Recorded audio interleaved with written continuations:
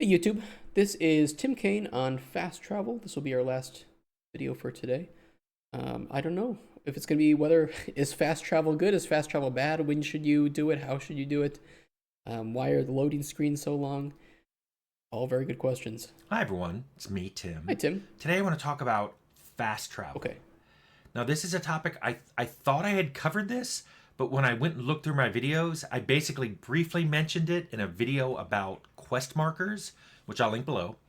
But I didn't actually talk about it that much and not into the detail that I think some people wanted. In fact, I got a question from a Snow Crash who asked, have you spoken about fast travel in RPGs? In some games, I feel like you can use it to essentially bypass things like encumbrance, hardcore mechanics, random encounters, etc.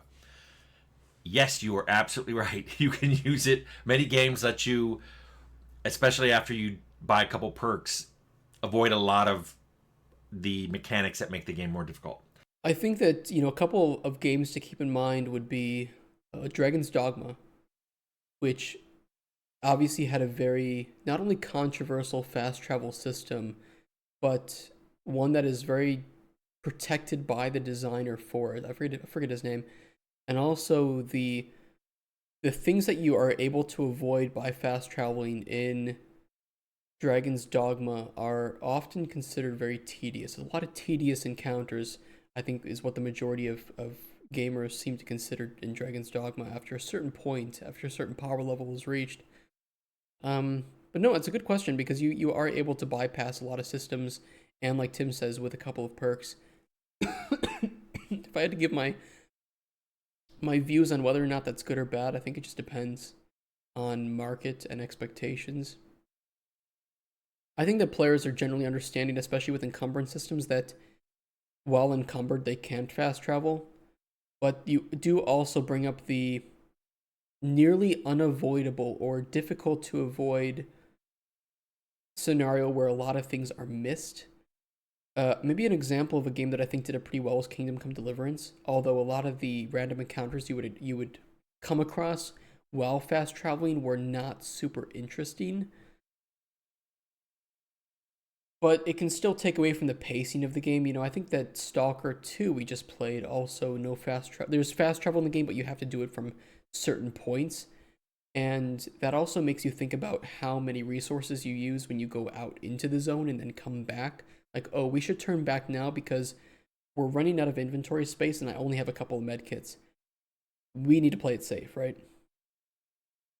So games handle it differently, and they do, it does impact the pacing of the game, the way that the player approaches the economy, and what they put in their inventory. It does have a lot of impact. It's one of those things that, like encumbrance, impacts the player's experience heavily, even though the system itself sounds so, oh, well, let's just remove fast travel, or let's just add fast travel. It's easy to do, it's easy to remove, easy to turn off and on, but the impact that it will have on the game is quite significant. So let's talk about that. What's especially interesting about fast travel is I did not used to include it in my games. Fallout, I Arcanum, think that's fair. Temple, all these are isometric games that you cannot fast travel in. Now, that doesn't mean you had to walk there in isometric mode either.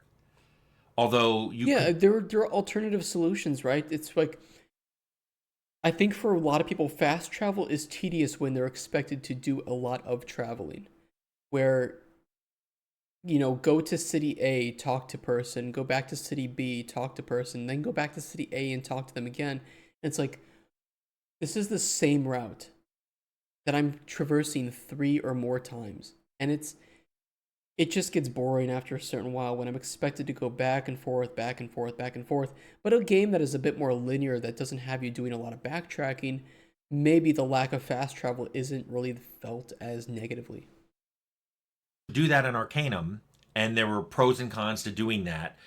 If you walk there, you might come across something and stop and look at it. You could have random encounters that way. The random encounters you did that way were a little different than the ones you had on the map. But the way that would work is you already had the world map up in those games. So when you clicked on your destination, a line would just appear and show you going there. And I found that this had a lot of advantages, in particular for a role playing game.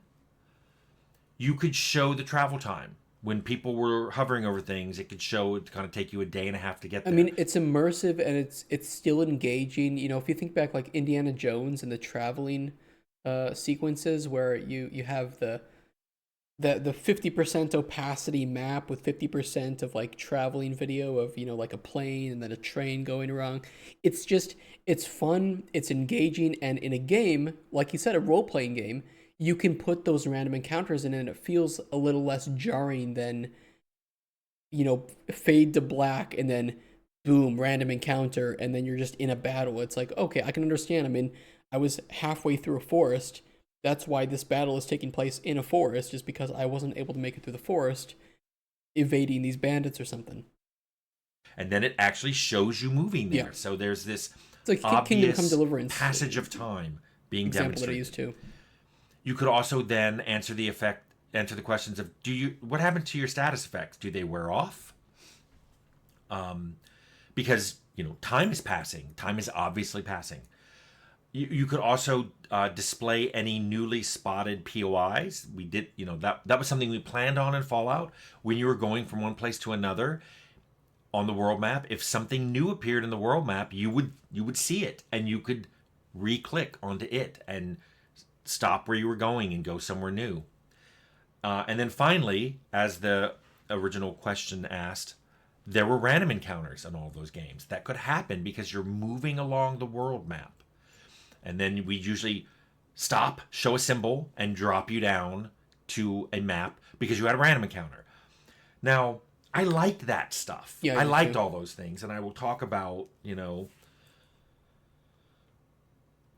why I particularly wanted to include things like that. But fast travel got very popular in role playing games after a few of them did it. And And I think that it also got a little bit less engaging, especially for newer games where it's just like it's instantaneous. It's, you know, it's the easiest solution, right? It's just teleporting the player. And then you just have to load things in properly, which is more complex than it sounds. But for most modern game engines, this is kind of handled in the background, and it's just easy. And I think that a game designer should ask themselves, does our game need fast travel? You know, it's like for Golden Chronicles in our prototype, do we need a mini map? I don't think so. I think that yes, players who are new to the game will, of course, not understand the map and the locations and the landmarks, but that's something that you kind of have to let the player discover that, right? It's like in Elden Ring, you don't know where any of the points of interest are, but because of the brilliant level design and the world design, you can see the landmarks. You can say, "Oh, that looks like something I can go explore that would have something for me in it." And 99 times out of 100 in Elden Ring, it does. And then it places that waypoint on your map. Now there's no direct fast travel outside of using um what am I thinking? I can't think of it right now, but there's no direct fast travel just outside in the world map of anywhere, and that does allow you to engage with those random packs, those secrets, and you kind of learn, and that memory of those things respawning in that area, um, you can use that in future runs or to get better, and it's all direct knowledge that is applied to the game, and then can be communicated to other players, right? Like, oh, by the way, be careful when going up to this route because there's a lot of enemies that will surprise jump you, and that experience is the same for everyone. I see this isn't an issue solely with fast travel. Just like voiceover or having local maps, so if you're in a map, you can bring up a local map of the area and it shows Yeah, a an instance defined map or area. It whatever. shows you, if you're in a town, it shows all the buildings and the Hmm. streets. If you're in a dungeon, it shows your dungeon map. Local maps. Aim assist is a feature that we didn't used to put that in, and now if you don't do it, there's a lot of people who complain about your game is too hard, or if they notice it missing, you get complained about not having.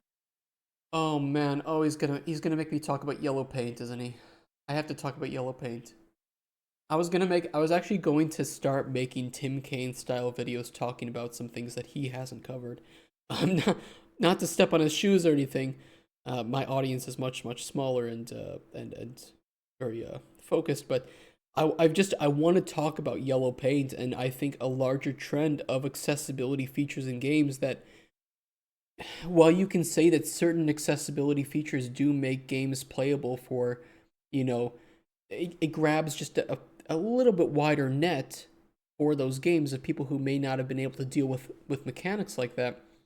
I also think that using crutches like that in games does cater to a common denominator and doesn't allow for those gamers to obtain more generalized gaming knowledge. And I think that what does that mean? What does generalized gaming knowledge mean? It just means that as you play more games, even games of different types, you can use a lot of the knowledge that you obtained from playing previous games just in the new one, right? Because game designers will try to design games in a way that there is some level of familiarity, that when you start up a new kingdom, a new city builder game, that there's going to be some expectation that some of the things in there work similarly to other city builders.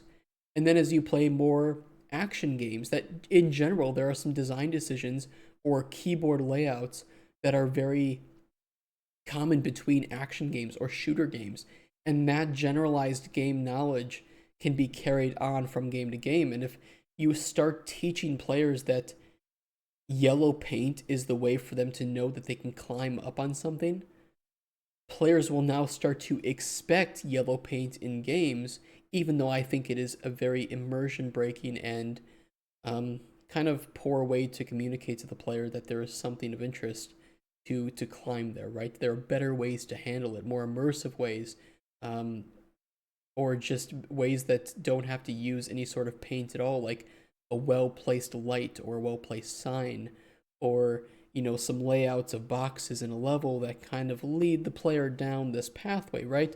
There are more intelligent ways to do it, and it's not like you can't still do those ways, but when players are like, oh, I didn't know that I could go up there because there was no yellow paint, you start to have that trend of now players are expecting the least immersive and lowest skill required way of communicating of having the developers communicate with them in games, that now the more intelligent ways kind of fall by the wayside because they aren't considered the norm, right? And I don't think we should be making, if I had to like just put it simply, I don't think we should be making gamers more dumb. It doesn't mean that we can't include accessibility options, but I don't know if they should be the default, right? If aim assist should be on by default, or yellow paint should be on by default. I'm okay with the inclusion of it for people who need it, but when aim assist is on by default, now players are playing your game for 50, 100 more hours, not getting any better at aiming. And now when they go play other games that require them to aim, that is part of the skill, that's part of the fun of the game is being a good shot.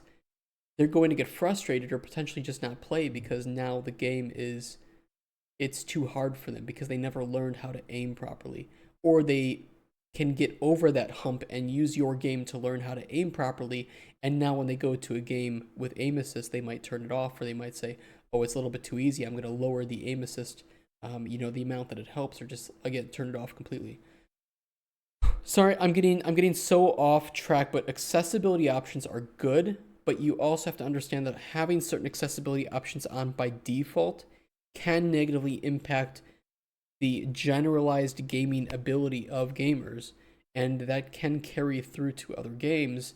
And now there becomes a market expectation for these accessibility options that are less about accessibility and more about making things brain dead, right? Because yellow paint is, for most people in the world, something that if you did a different option for achieving the same effect, which is telling the player where to go, they would just get better. They would look around their environment more. They would think. They would critically think about the game, as opposed to something like aim assist, where for some games, it's about enjoying the story and playing it on an easier difficulty. Like Mass Effect is not a game that I would ever say you need to play this on the hardest difficulty. It's like, no, you can enjoy the game on the easiest combat difficulty because the game is not really about combat. And the combat is not a selling point of the game, it's more of a means to an end of getting between point A to point B and feeling like Commander Shepard, right? The story is and the characters are key in Mass Effect, and you can experience that on any difficulty. I like to see the yellow paint as a what's A11 option in the traditional sense of A11? What do you mean by that, Major? Or do you mean like accessibility? Because I also don't see yellow paint as an accessibility option in the same way that I see other accessibility options. I don't think it's necessarily an accessibility option. It is more of a you now don't have to think about where you need to go option. And that's not accessibility, that's just turning you can turn off your brain more, right?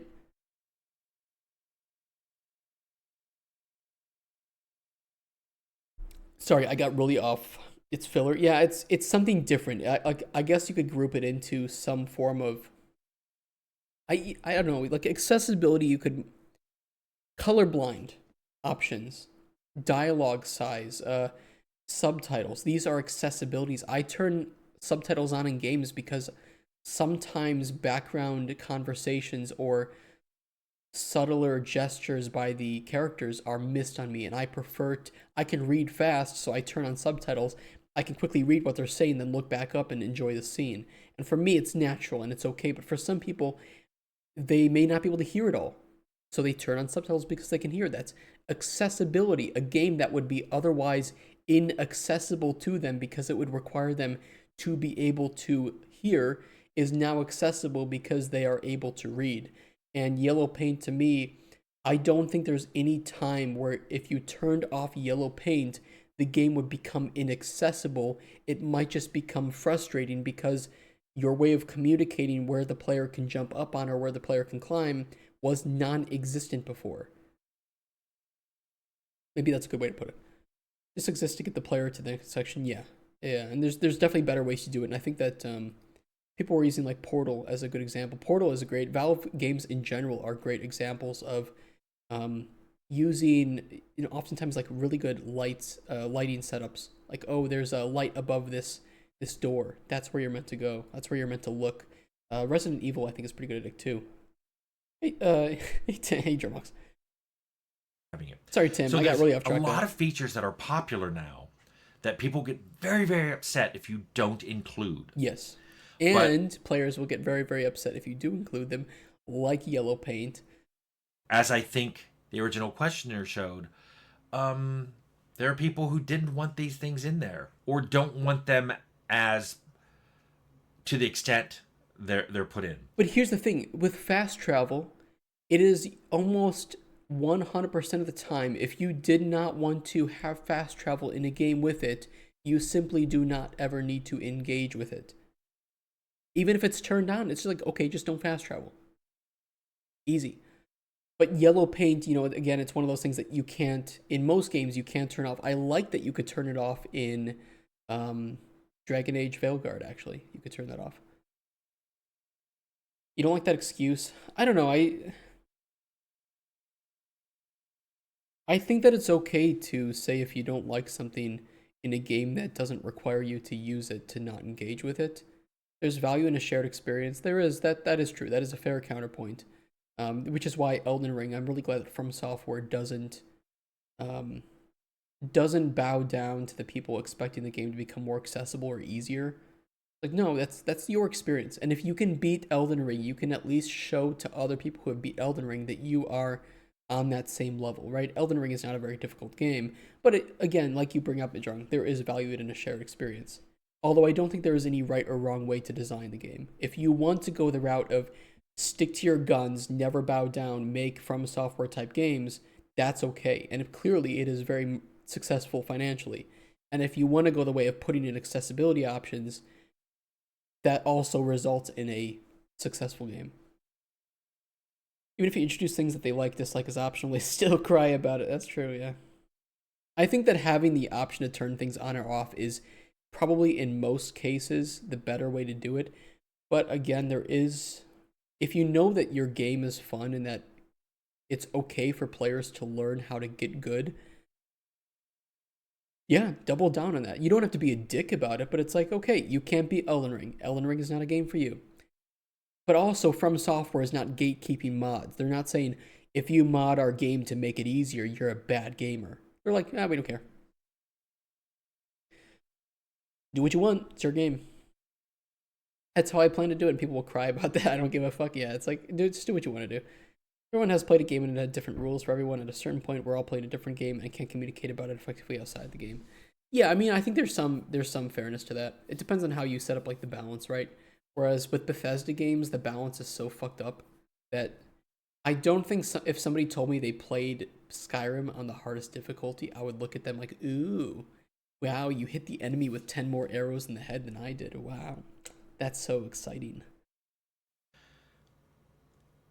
This is a theme in all my videos. No matter what design choice you make, there's going to be a camp of people who hate that choice and a camp of people who love it. Yep. Just get used to that. But because so many people like fast travel and now expect fast travel, more and more games put it in, and now almost every game has it. I'm trying to think if there's any game I've played recently that did not have fast travel. Maybe Pathfinder didn't have that. We talked about that. By the way, shout out to Pathfinder, Wrath of the Righteous, good game. We talked about that I think yesterday. Where, oh god, what was he just? What was I just trying to say? Hold on, Tim, go back. Like fast travel and now expect fast travel. More and more games put it in, and now almost every game has it. Oh, it was about the fact that just because a game, games are like soup, and just because soup A has ingredient A that is fantastic and super high quality and works beautifully in that soup, doesn't mean you can take out that ingredient and put it in soup B, and now soup B is going to be good. Fast travel does not make a good game. RPG systems do not make a good game. Progression, deep character dialogue does not make a good game. Um, Smooth shooting experiences does not make a good game. It's the correct combination of the right things in the right ways that make an enjoyable game for the market that you've marketed that game to, right? That the audience that's going to play it.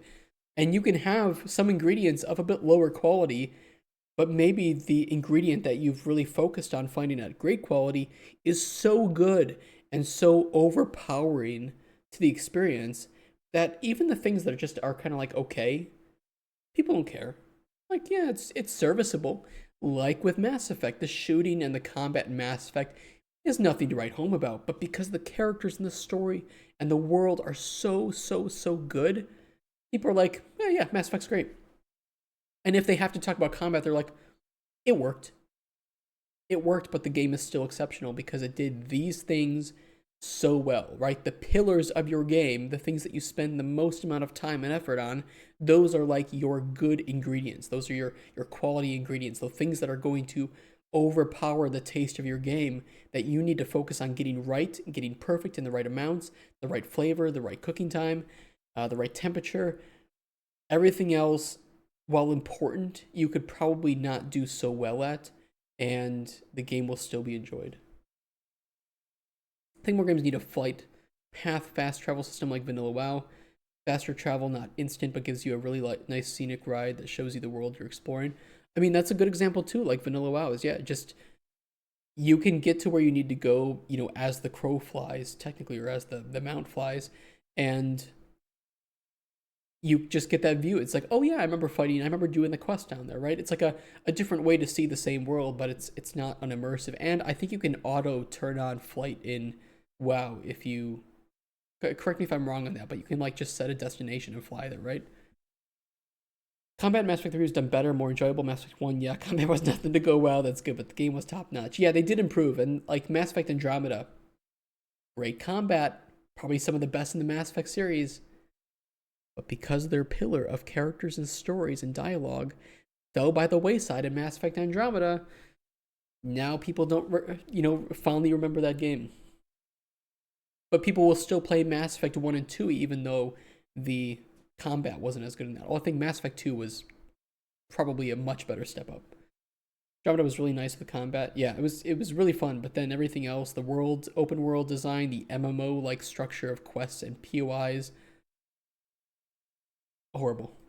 I'm trying to think if there's any game I played recently that did not have fast travel. Maybe Pathfinder didn't have that. Um, anyway, even in games that include fast travel, it is frequently restricted in lots of different ways. Yeah, You like can't fast unlock the travel region or anywhere you whatever. haven't been. Uh huh. So if someone tells you, "Oh, you need to visit the Cave of Despair," and they mark it on your map, you can't. If you click on it, it says you've never been there. So the game at least makes you go there the first time. Colton Chronicles will actually have that. That's the intentional design of it, although we might change it, right? Because after we test it out, but the intended design is that you need to unlock the altars in each biome before you can teleport to them. And to teleport to them, you need to use a potion on the altar. So there is a material cost associated with the teleportation. We're in a non-flying mount travel. Oh, okay. Where you select a destination, it auto flies you there. I think free roam flying mounts are bad because it trivializes the world. Okay, I see. I don't know WoW enough to speak on that. Then I've never played. People say detach the art from the artist. I do the same with games. Even if a game sucks from a story, POV, or other things, if I find something I can enjoy about it, I will enjoy it without the rest of the bad stuff affecting me. I don't know. For me, if the game's pillars, like if I'm expecting, if I'm playing Dragon Age Veilguard, and I'm like, okay, this is a Dragon Age game. I want the characters, the dialogue, and the story to be top notch. If those things are not top notch, I won't enjoy the game. But if the combat in Dragon Age Veilguard was just kind of shitty, or kind of boring, like I'd be like, okay, well, I'm not here for that. I can get through it, but the game's story and the characters are exceptional, so I'm going to, that's what's moving me forward. So for me, it's like, what's moving me forward in a game? And if the things that's moving me forward aren't very good, then I'm not going to get really engaged in the game. Before you can then fast travel there and back. You frequently can't fast travel when you're encumbered. Mm-hmm. So if you're encumbered enough that your character is now moving more slowly, you can't fast travel. However, some games that do this let you come up with some way of evading it. Either you can put all your stuff on a companion NPC and you can travel when companion NPCs are encumbered, or maybe you can buy a perk or something like similar that lets you still fast travel when you're encumbered, something like that. A great example of like an ARPG game that I was thinking where instead of breaking the pacing, and as far as I know, this is the first game that ever did it, was Fate. And I don't know if you guys are big ARPG fans, but if you are, you probably at one point in your childhood played the game Fate. And you had a pet in this, and Torchlight is kind of like a spiritual successor to Fate. And you can put items into your pet to go back to the town to sell, and you can tell them, hey, buy some potions while you're at it. And I think that's a really good way of like, oh, I'm picking up a lot of stuff and my pet is dealing damage with me. I'm going to send my pet back to town. I'm going to continue exploring. And once my pet gets back, I get a little bit boost in gold and I get some new health potions or mana potions that I needed. And that was a really cool way to offload something that would be considered tedious and kind of normal for an ARPG, which is looting and selling and picking the right things up to take back to town, and says, okay, you can still do that because that's part of the fun. I think for a lot of people is managing your inventory like that, but also you have a way to nerf yourself just a little bit in combat, but remove the tedious part, which is use town portal scroll, go back to town, get rid of the things, go back and portal scroll, continue dungeon, right? Because that's the tedious part that for most of the time, that's not the interesting part of ARPGs. Most Played that games long have ago. places you Hey, can't let's go. fast travel out of. Usually it's inside a building or effectively inside a instanced location, Yeah. like inside a dungeon or in a building. You have to go outside to and be on something that you're immediately on the world map. You have to go outside to do that. Most disable fast travel if you're in the middle of combat. Some even disable fast travel if there are enemies close enough to you. You have to like move away from them, even if you're. Kind of makes me think of like well, I was thinking like Skyrim, where you can't travel in dungeons, but I think the Skyrim design of dungeons was pretty damn decent, where most of them looped back to the beginning, and that's one of those things that as a level designer you might say, oh, this doesn't make sense. It's not really immersive or understandable from a logic point of view for this area, but it's one of those suspensions of belief that the player is able to do because it's so nice to go through a long dungeon and have it loop back to where they started because it saves them the time, and you can't fast travel in dungeons, right?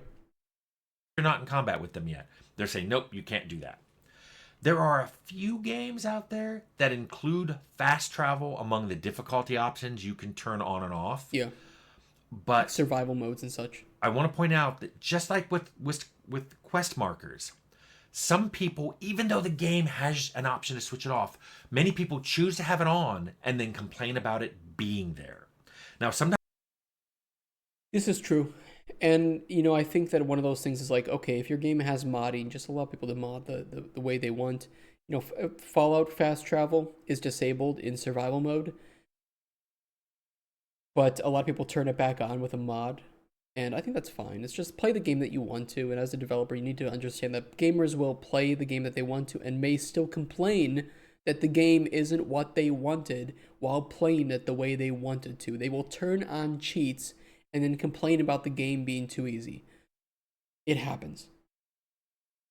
Some so many amazing features, but also so many watered down mechanics compared to Morrowind. Yeah, I think we talk about it sometimes on stream where it's like every game that Bethesda releases becomes a little bit less of an RPG, little bit by little bit by little bit, and I'm quite worried about what Elder Scrolls 6 is going to look like in that regard.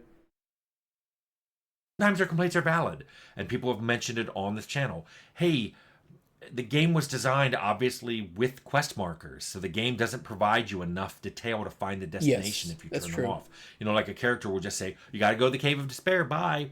And if you don't turn on the quest marker, you have no idea where that is. Yep. Hey, Chad.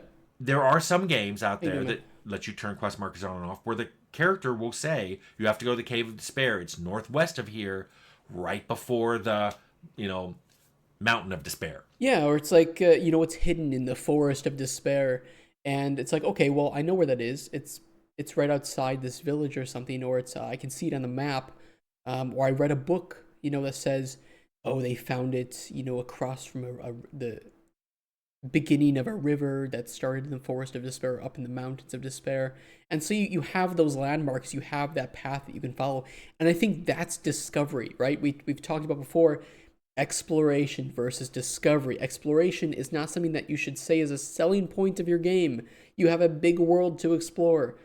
Okay, but what's there to discover? Exploration is a tool that leads to discovery.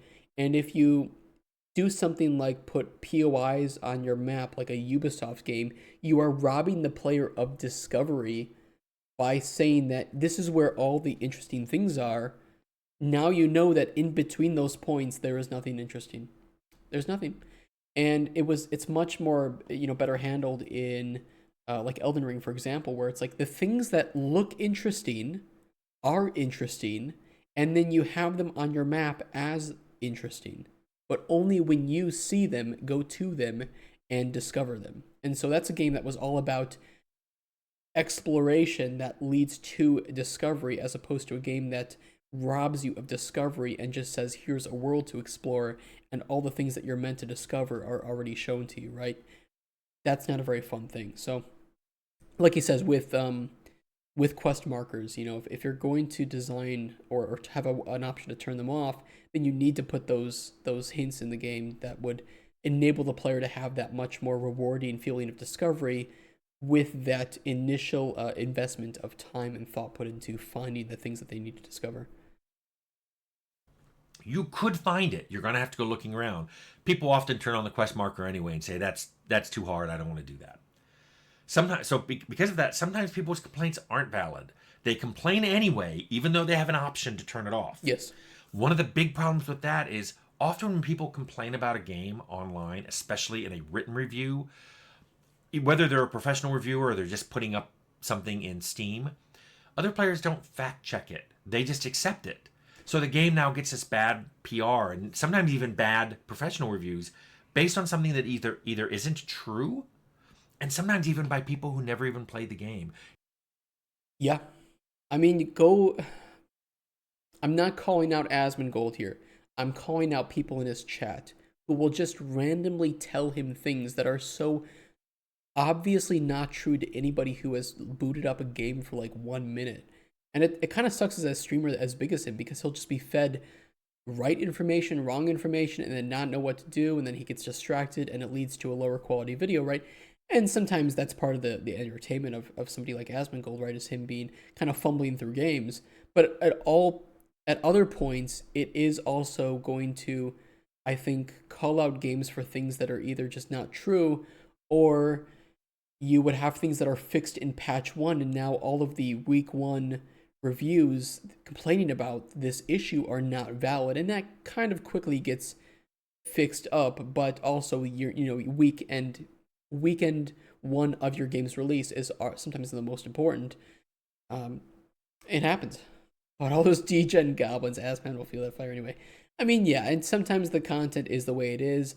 I think that Asman is a this is not really. I don't want to turn this video into a review of Asman, but Asman just plays games that sometimes aren't meant for him, and sometimes he's willing to accept that. Like he tried Stalker 2, fumbled really hard, and was like, "Oh, this is not a game for me," and turned it off. Right? And yeah, I'd love to see him play Stalker, but I know it's not a game for him, and I don't want to see him play it.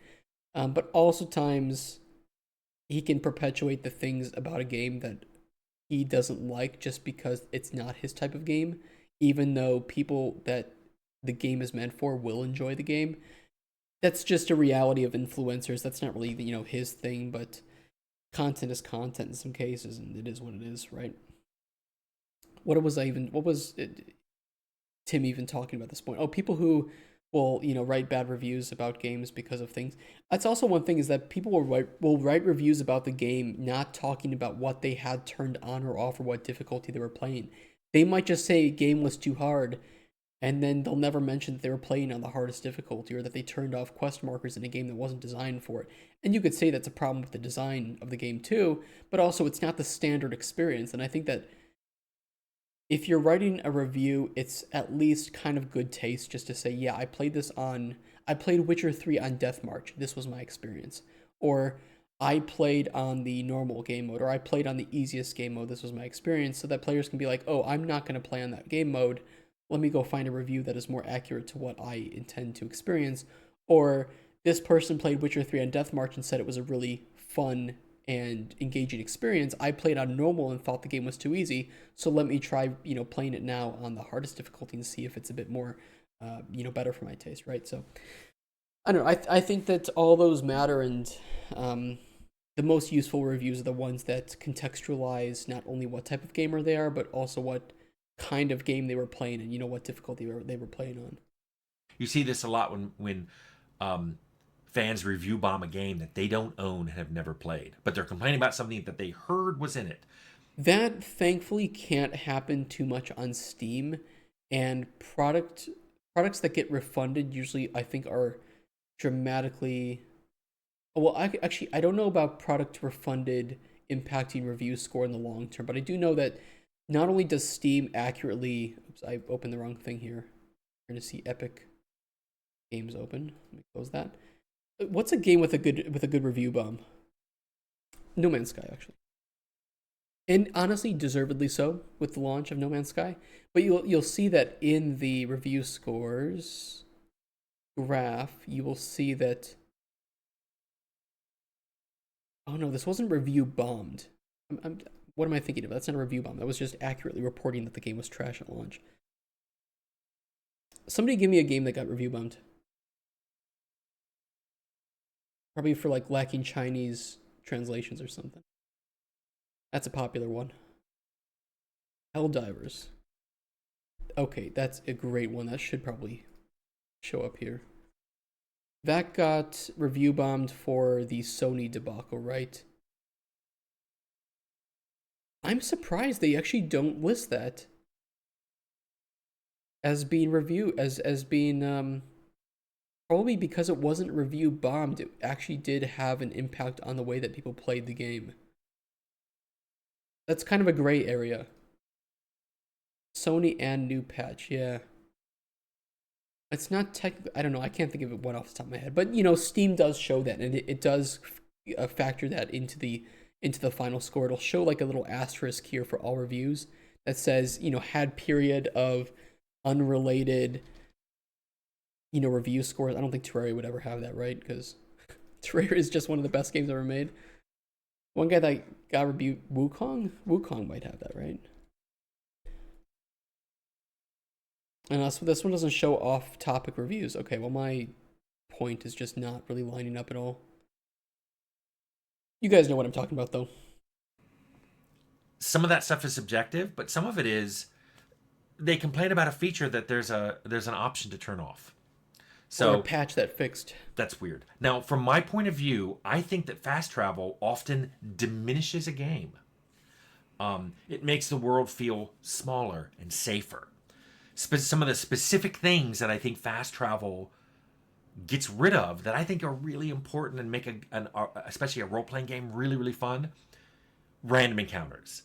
One thing that makes your world feel dangerous and big is you have to travel through it, and as you travel, you have a chance of randomly running into encounters. Maybe some of them are nice. It's a traveling merchant. You can buy things from them. Yeah. Or maybe you can travel along with them. Maybe it's bad. Maybe it's bandits. They're like, we're going to kill you and take your stuff. Or maybe it's just you see in the distance something. Maybe you want to go explore it. Maybe you can just keep going, but you'll never be able to find it again. Yeah, I mean, I think that's the exact point of where fast travel robs the player of discovery because they can kind of just go, especially if it's like you can fast travel to points you've already unlocked. It's like, okay, I'm just going to beeline it from city A to city B, and now I can just fast travel between city A and city B, even though there's this forest and mountain and cool stuff in between that if I was walking along that path, I could be like, oh, I've never been there before. What's down that way? And I think that a good game can establish its world well enough early on that maybe the players will, even if fast travel exists like it does in Skyrim, you can kind of you're so engaged in a game like that, you're like, okay, I'm gonna fast travel to this point I have unlocked, but only because there is this vast swath of land that I have not been to. So I'm just using it as a way to get closer to a whole bunch of stuff that I need to walk around and visit anyway and discover, right? Imagine if Skyrim had flying mounts that were trivial to get that you could just get on and fly wherever in the world quickly. That is something that I would complain about in terms of the game design, but that would be something that people would respond to me and say, just don't use the flying mount if you don't like it. I mean, they're both kind of right. I agree with you. I also don't agree. I don't know. It depends, I guess, in my in my mind. All in older Dragon Age games had random encounters and fast travel was amazing. Felt very tabletop esque. Yeah, I think so too. And I think that a game like that, I think a good game that avoids even it technically has fast travel, but it's not fast travel in the way that you might think. If you've ever played The Witness, brilliant puzzle game by the way. The island of The Witness is very small. Very can I get a bigger image of this, please? That's really small. That's kind of bigger. The island of the witness is very small in that it's pretty quick to travel from one side to the other, but it's so dense in the amount of puzzles and the amount of variety in each region, especially visual variety, that it's a game where you're not really upset that there's a lack of fast travel because if you need to travel from here to here, it's like 2 minutes of walking. But each one of these regions, you can spend like 5, 6 hours in solving all the puzzles and getting all the secrets, or even longer. So it's just like it's so dense, and it shows that a game doesn't need to have a large world to be interesting. And that's something that we kind of want to be inspired by for Colton Chronicles, where rather than have big world, we want to have small world, but with a lot of dense things to do and to see in it. Because people will find something to not like either way. That's why you make the game the way you want it. Maybe something you like to play. I think that you still need to have your audience in mind of what are the expectations, but also just know when to say no as a designer. Because I think that a lot of designers will bend over to the community at the first sign of trouble. What was a good example we used recently? I think it was with yellow paint where it's like players will complain about something that they don't understand, but you need to encourage them to try to understand it by engaging them rather than saying, "Oh, because you don't understand it, I will make a tutorial so that you understand it." Or I will make a, blatant pop-up, or I will put like yellow paint on this thing to understand for you to understand it. Rather than teaching them how to engage with the systems and what your um, consistent use of certain level design tricks will be to replace yellow paint, they'll just you'll just throw it on the level and say, okay, it's done with. Now you can look for the very obvious signs that say, yes, climb here. I met people that like the things you like. I also just say, like, hey, give the game some time. Learn our alchemy. I understand that the alchemy system in Colden Chronicles is pretty unique, I guess, in some ways, although it's more closely like Elder Scrolls. So if you have Elder Scrolls experience, it's like that. And I'm not going to take any feedback seriously from somebody who just started up my game and says, "Oh, I kind of have trouble making potions. I didn't understand the system." Like, okay, if you still have that problem after 30 minutes of making potions, then we can talk. But I think that some of that is just you don't really understand it as well as you will after playing with it for 30 minutes. Something like that. Fallout had special encounters that if you kept moving, you would never find them again. But then they also had POIs that you were seeing that were marked on your map. You could keep going and you could always come back to them later if you wanted to. Related to that, fast travel frequently eliminates discovery. Even if it doesn't let you fast travel to some place you've never been to. So, Exactly. And it's one of those things that with game design, you have to be very careful. Grind gameplay loop, exploration versus discovery, fun versus engaging. These are very, very different things between each other, and you need to know the differences to say, okay, do we want to tell players that they have a big world to explore, or is it maybe more accurate and better to say they have many things to discover? Or just don't say it at all. Just show them the world.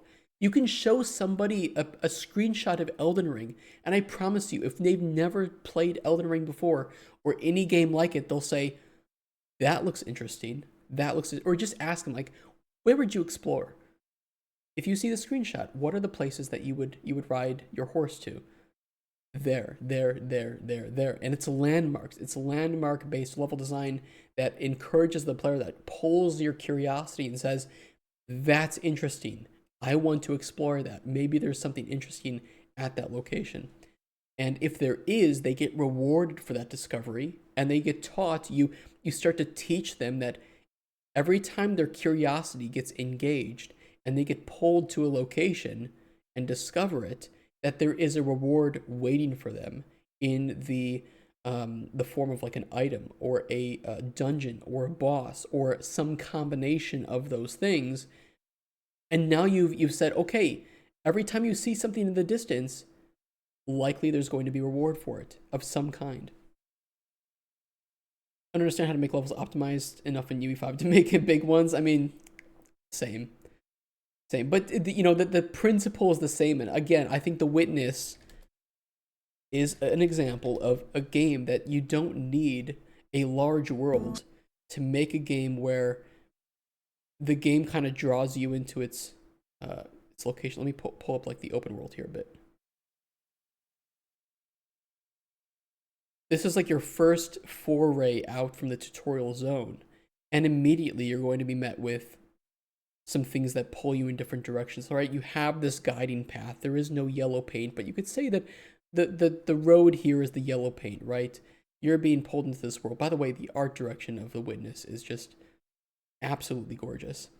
Look, you have a little bit of a pathway up to the right, and it pulled the player to the right. And now the player can see things to the right, and they can say, oh, that looks interesting. There's a little village over there. Oh, I turned around to go back, and now there's a puzzle in this direction. Pulled the player in. You don't need yellow paint, you just need engaging things, and now the player can learn, oh, every time I'm pulled in a direction, there's likely some things to see and some things to do. And the witness does, does this with panels and the lines and circles. And I'll tell you a secret, by the way, if you've never played the witness before, you might think, oh, this is a game about you solve puzzles on these panels, right? There's a puzzle right here. And you might say, where's the panel?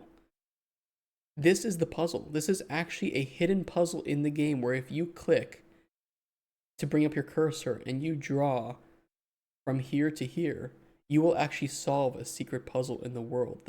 The world itself contains puzzles that are built into the level design. It is a fucking brilliant game that makes you see circles and lines and start to connect them in the most weird ways ever.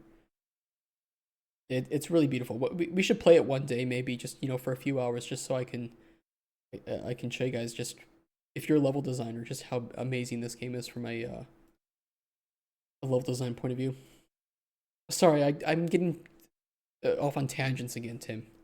Please continue. Let's say you're in town A and somebody tells you you have to go to town B, Yeah. and you can't fast travel there because you've never been there. Well, once you go there, you can always fast travel there, despite the fact that you may have never been there in that direction. If later on you walk That's true. from B to C, notice that you can fast travel from C back to A, even though that path from C to A, you've never gone along. You've gone to B, and then you've gone to C. Yep. But now you're going to fast travel right back to A. There could be something really cool between town A and town C, and you aren't going to find it unless you walk. Thanks, Windows. That's been a while since that's happened. I usually turn off the sound. Sorry. It's one of those funny things where if you're a streamer or you're a content developer, you kind of get embarrassed sometimes about those sounds. But honestly, they're so funny that most people kind of like when they happen. Windows too. Wishlisted. We'll play it one day, Midrong, just for like a couple of hours, just because it really is a brilliant game from. It's so amazing how many things they said. Okay, you have a line and a dot. Now let's create about 100 different types of puzzles that you never even thought of utilizing dots and lines. And now let's put dots and lines into the world, into the level design, so that when you're walking around, you see dots and lines that aren't even part of a traditional puzzle. Now you're just seeing things, and now in your dreams, you're thinking of puzzles and lines. You see them. Look, in this YouTube video, I have a dot and a line. It's one of those games. Which game is he talking about? The Witness? I'm talking about The Witness from Stool, and how you see dots and lines in literally everything. Sounds like some schizo episode. Yeah, if you explain to somebody that if you play The Witness, you will see dots and lines in everyday life. It sounds like you're schizo, but it's absolutely true. For anybody who's played it, I don't know if you've played as Firm Stool, but if you've played it, you know exactly what I'm talking about. Reminds you of watching Flat Earth YouTube at 3 a.m. Maybe I can show it. Hold on. Sorry, Tim. I'm gonna get sidetracked again.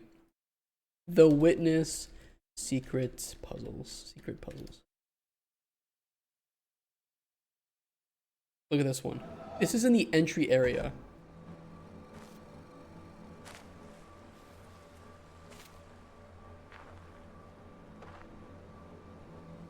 This is just on a pillar.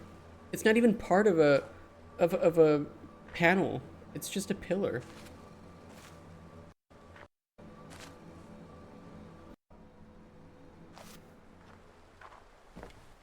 There's another one too. Oh, oops, not that. I need like a quick example of multiple of these.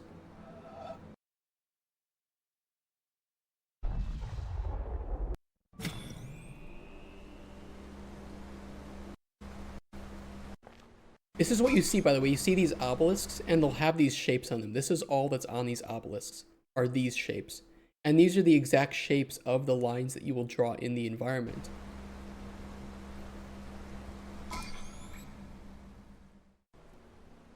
You'll see, oh, just stand here, go this way, and now connect the random ass pipes in the environment. Stand in the right spot so that you've now created a dot and a line.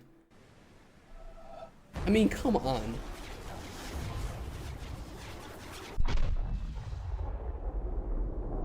Like, come on, like it's absolutely brilliant, but it's you will start to become schizo where wait, and what I'm looking at a secret dot and line?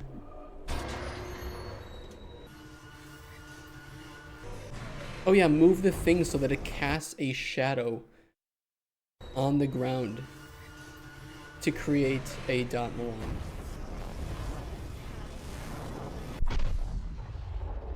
You'll go to IRL cliffs and try that. Yeah, it's really awesome. It's something I didn't discover in the game until playing it for like, yeah, look at this one. Until like 20 hours in. Like this one, you need to be standing.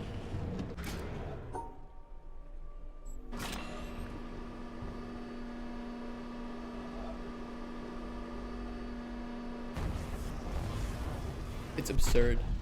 Where's the desert one too? Because the desert one had a lot. I mean, this one is just baiting you, right? It's like, oh my god, okay. And it's all based on the sun's glare.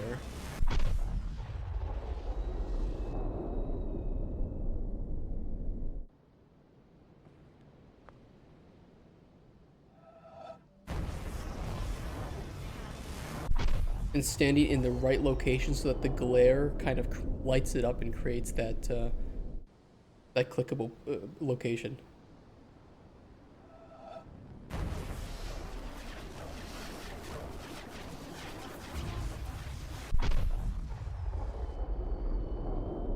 It's stupid, and they're everywhere. They are literally everywhere. And by stupid, I mean it's absolutely brilliant. I love this game. This game is just, it's a puzzle game inside of a puzzle game with puzzles that unlock more puzzles within the game. It's all part of this like tiny island. Like I said, it's just, some of these you can't even get to unless you're standing far away. Like, who the hell would look at this bush and say, oh yeah, that's a dot in a line? Go play The Witness. Good game. Fast travel Sorry, Tim. eliminates a lot of discoverability. And some of the fun things that we did in some of my games that didn't have fast travel, Fallout, Temple, Arcanum, had places where we put in things to discover because we knew you'd be walking between those two locations. And then finally, fast travel causes a lot of trouble because it eliminates. It is one of those things I will say, Dramux, is that it's like, it's optional. It's part of like secrets is, if you want to fill up all these obelisks, you can, but if you also never discover that this is a thing, it doesn't impact the game in any way. You can just stick to the panel puzzles and be just fine. It's just once you start to realize that those environmental puzzles exist, you kind of unlock like an extra mode. Thankfully it's not like required or something, because if it was, that would be really frustrating. I agree though. I think that fast travel is one of those things where designers said, how can we optimize the game so that players don't feel any frustration, not recognizing that frustration and carefully managed frustration is an emotion that designers have to work with. It's Elden Ring is a good example. From software games, you get really frustrated, but it's carefully managed in a way that every single boss and enemy, except for Shadow of the Erdtree final boss, can be beaten by learning the movements and tool set of the boss or enemy that you're fighting. Every single one, to a point where you can fight every single boss and enemy without taking any damage. You know that it's doable if you get good, that there is no unavoidable attack in Elden Ring, and because of that, and because the game is consistent with that, and never, ever, ever once breaks that pattern, you'll know that if you just keep learning and observing and trying, you will be able to beat that boss, taking less and less damage as you get better. The exact reason I don't like Souls combat, but appreciate them as games. Yeah, some people won't like that. Some people prefer that, there's some, that it just is handled in different ways, right? No one complains about Silt Striders from Morrowind or Griffin Masters from WoW. I think that, yeah, like you said, handling fast travel in a way that makes it feel part of the world or makes it feel immersive. Rockstar, Red Dead Redemption 2. Red Dead 2 Cinema Force. while riding your horse, you could enable cinematic mode, and your character would automatically travel from point A to point B, changing the camera angle while you're riding, because you do a lot of horse riding. But it's something that just allows you to live in the world, and at any time you can stop and say, "Oh, I wanted to go kill those rabbits for pelts." It plays some nice music. You get to enjoy the world, the scenery, and also fast travel without thinking about it. Camera was changing a lot there, though. Like a combination of strategic execution and mechanical execution. I feel like Souls likes are way too far on the mechanical execution side of things. Yeah, there is. It is pretty much. It's all mechanical. Eliminates the obvious passage of time. And I mentioned that for terms of status effects. When you're fast traveling, what happens to status effects? What happens to, and Hunger, these can be things from like companions. effects you have on you, like you've been poisoned, or even you have a flashlight on. When you fast Oh, travel, do these effects wear off? If they do, did you get informed they wear off? Or are they acting like they wear off when you arrive at the location? Or are you told they wore off while you were traveling? If they don't wear off, are they suspended? So when you arrive at the new location, do they finish up their duration, or do you arrive at the new location and then they immediately shut off? and if you're not a designer or if you're not into game development, you might think that those are trivial, but you as a designer, you constantly think about how if I play this game, what's my 10 minutes, 20 minutes, 1 hour, 5 hour experience looking like? What is my minute to minute expectation? And if I'm fast traveling and I have effects wearing off, how will I feel as a player if I'm not told that, or if it's not communicated to me in any way? Maybe as a constant gamer, I can say, oh, they probably wore off during fast travel, but most players are not going to be usually that avid of gamers, and you do need to kind of cater to some common denominator. I know I say not to do it, but you kind of have to do a little bit to say, well, it's really cheap just to put in a pop-up that says your buffs wore off during travel. And you can see, or wore off during 9 hours of travel. And when drinking that potion, you could see, oh, those buffs were active for 6 hours. So they wore off when I had 3 hours left of my travel time. And just saying that once, players can be like, okay, I understand now. Traveling takes real time. My potion effects have real time timers to them, or like in-game timers, I should say, and that does impact my decision to fast travel or not. If they don't wear off, how are charges used? If you like leave your flashlight on and it's supposed to use a charge every 10 minutes and you fast travel for a day, did it just use up a ton of charges on that? If it didn't, what's going on Yeah, there? why So it not? feels strange if fast travel doesn't have a passage of time. It basically turns fast travel into teleportation.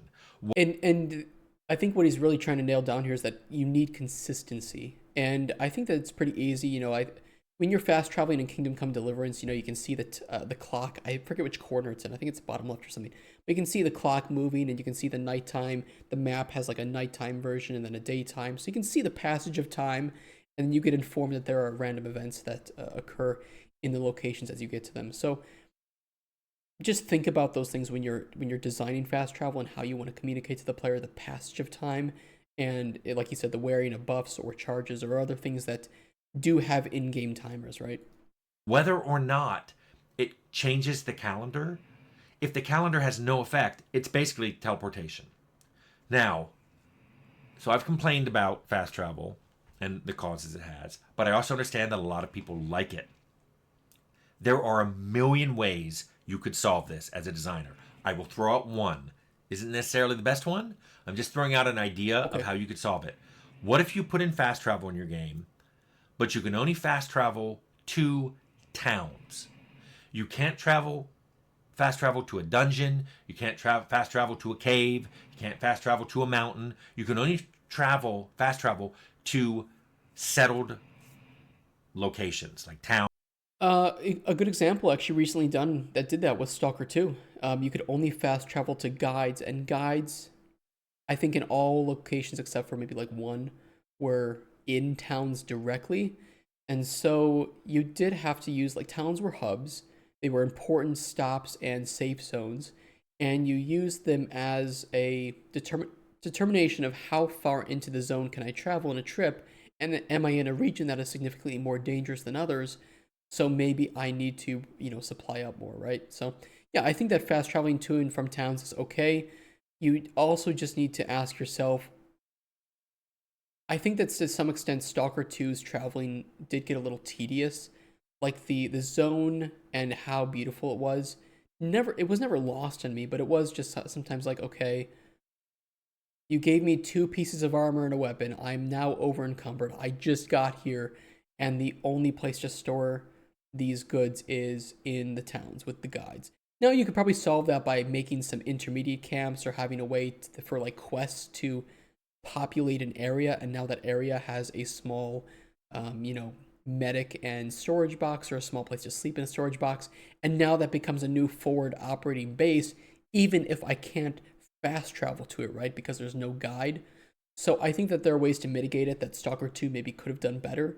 But I do generally enjoy the, like, hey, we have an open world for you to discover. There's no points of interest on this. You need to discover them as you go, and you have some forward operating bases where you can restock or take a breather. Towns, cities, villages. You could even make this something that you support by saying, "Oh, there's a, a network of." If it's sci-fi, you could say they're transporters. If it's fantasy, you could say, "Well, there's a wagon Yeah, like a that you merchant can go caravan. Yeah, between. exactly. You can just there are always wagons going from different places. You Mm-hmm. can just jump on the wagon." Dragon's Dogma was exactly the thing I'm You thinking of here. you could still say you can fast travel from anywhere, of course, which kind of breaks that whole explanation if you're trying to do that, which could be subject to restrictions like, you can't be in combat, you have to be outside, there can't be enemies nearby, you can't be encumbered, you can still have those. So when you leave the Cave of Despair, you can still fast travel back to a town. But when you're in the town, even if you've been to the Cave of Despair 13 times, you still have to walk back to it. This way, players still have to walk to adventuring sites, but they don't have to waste time going back to a home base to sell or to just quit if that's what they want to do, for the quit their session or whatever it is they want to do. I think another thing too that plays a big part into how you encourage users to not engage in fast travel is to make interesting random events rather than, oh, you came across some bandits, which are, at a certain point just loot pinatas, right? I think Red Dead Redemption 2 did a much better job where, somebody correct me if I'm wrong, or augment my memories here, but there were encounters where you could come across somebody who was maybe bitten by a snake, and you help him. You get the venom out. You give him antivenom, or you suck the venom out of him. Because it's kind of funny and engaging. And you'll meet that NPC in the town that's nearby, and they might say, "Oh, hey, I remember you. You can the next thing in the general store is on me. Don't worry about it. Thanks for helping me." Or you'll come across somebody who, their horse died, and they're like, "Hey, can you give me a ride back to town?" And you can have this conversation, this usually extremely well written, enjoyable conversation with that individual while riding back to town, even if it's a town that you maybe just left, because it's engaging, and you learn more about Arthur and the world that you're in, or about the person you play after Arthur. I don't think that's spoilers. It is a prequel to Red Dead Redemption 1. There's reasons for that.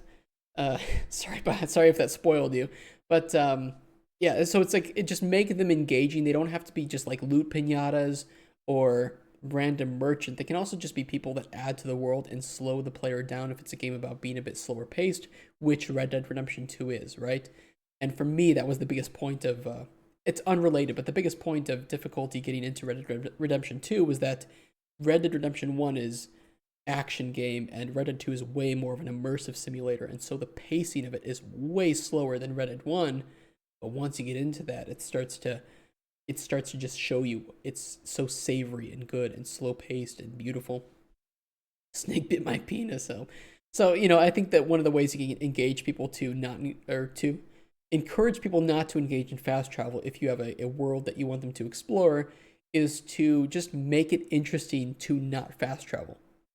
Easier said than done, of course, but that should be your goal, your golden standard. That as your user story is, as a player, I want to be engaged in the world when I do not fast travel. And I think that a lot of games fail to accomplish that. Now, my overall feelings on fast travel are that fast travel in general makes a game easier. A Yes. game with fast travel is a lot easier than a game without it. So I view it as sort of an easy mode playstyle. So if it's something you like, keep in mind you've chosen something that makes the game easier to play. Or if not easier, faster. But like many modern features, which I've mentioned, voiceover, aim assist, local maps, if you fail to include it, there you will get a lot of complaints from people. And this is especially true for role-playing games. There's just an expectation that these things will Convenient, be yeah, that's in your too. game. That's a good way to put it. So that's how I view fast travel. It is now expected, whether or not I want to include it or not. There are ways you can put restrictions on it so you still have fast travel in your game, but maybe it still allows the discoverability or the passage of time or random encounters the way you wanted. This is basically up to you, and like I've said multiple times, no matter what you decide to do, there's going to be people who like it and people who don't. So anyway, True. I hope that answered your question. A snow crash. I think my recommendation for specifically regarding fast travel would be that for any design decision in your game, you need to ask yourself, is this something that I want in my game? And, when I'm making a game like Cauldron Chronicles, where I will have fast travel or teleportation more accurately, I ask myself, why do I want it? And the reason is because I don't want players to miss NPCs arriving at their hut while exploring the world. And I don't want it to be something where an NPC arrives but will leave in 3 hours, and you just got out into the world to explore it, and so you go solve the NPC thing, and you're like, okay, I'm going back to where I wanted to explore near the edge of the map, and then another NPC arrives, and it's like,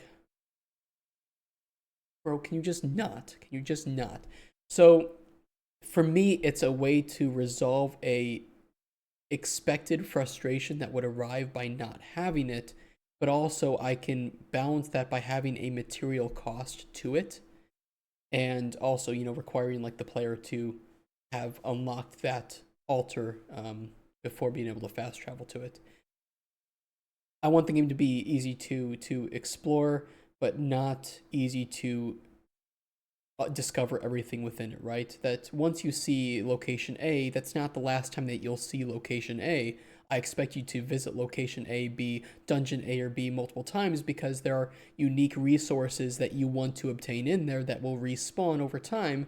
And so, going from point A to B or from your hut to that dungeon is something that I expect you to do multiple times, right? You want to have convenience. Yeah, and I think that you can accomplish convenience without impacting. I also have to ask myself, like, why would the player fast travel? Okay, for convenience. Are they missing things when they're fast traveling that they might want? Yeah, ingredient spawns of enemies or of like monsters or like creatures and things that they can kill for other resources that they could sell or use in potions. So they're trading off that slow drip feed of resources by wanting to conveniently get to something and handle it faster, but there is a material cost of those ingredients that again they're missing by not walking to and from point A and B. However, also we are trying to be inspired by the witness and make a smaller, denser map that if you have to walk between point A and B, it's not going to take many hours, right? How do you feel about not including maps at all? Like no mini map or like pull up full map. I mean, depends on game, in my opinion. I think that some games will be. I think some games it works in, and some games it doesn't. And I think some games can benefit by not having a mini map, but do have that pull up larger map that you can't always. You may not see where you are in it, but by using landmarks, you can say, okay, yeah, I see the old tower there and the red forest there, so I am here. Okay, I'm right here. Of course, showing where the player is on that is, I think, not a terrible thing to do. It just depends on the game that you're trying to make and what you're trying to get the player involved in. If you're trying to get the player to remember landmarks, not giving them those convenient options can sometimes say that, hey, if you want to know where you are, you need to use the landmarks around you. And I think that's okay. Or Tim, anything you do is the best. You can't do anything wrong off by people for saying it. Got some nice mechanics in mind for fast travel and other things. Yeah, and I think it's just one of those things that I think if you do fast travel right or wrong, like you said, people will love it or hate it depending on what you do. But there are some cool ways to handle it. And if you're trying to think of, well, okay, I want to have fast travel in my game or I want to have teleporting, what are some ways that I can do it that makes sense in the world or have some uh, cost if I want it to be something that discourage the player to do it, right? Path of Exile 2 removed town portal scrolls because number one, they dropped them all the time. Number two, they took up an inventory space. And number three, players were expected to do it constantly. So it was really just tedious. It was easy for players to do. The resource cost was never a factor. It was something players had to do all the time. And it was wasting an inventory space that really just at a certain point was like, okay, why? Why is it taking up an inventory space? Just for the sake of it, because that's what we've come to expect. Or we can just have a button that opens up a teleport to the town. And you know what? It hurts absolutely nobody. And I don't think there's like any significant amount of players that are complaining about it. Gold auto pick. Yep, gold auto pickup is another one. It's like,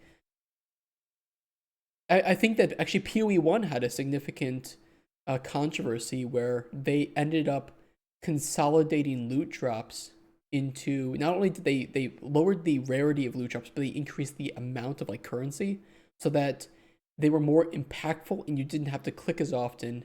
And I think that was a smart move because they didn't want to do the auto pickup. Of course, you may not want to pick up that currency, but they did make it so that you didn't have to click as often. And that's one way to counterbalance a tedious frustration that players have with the loot system. I'm not going to yap on any longer.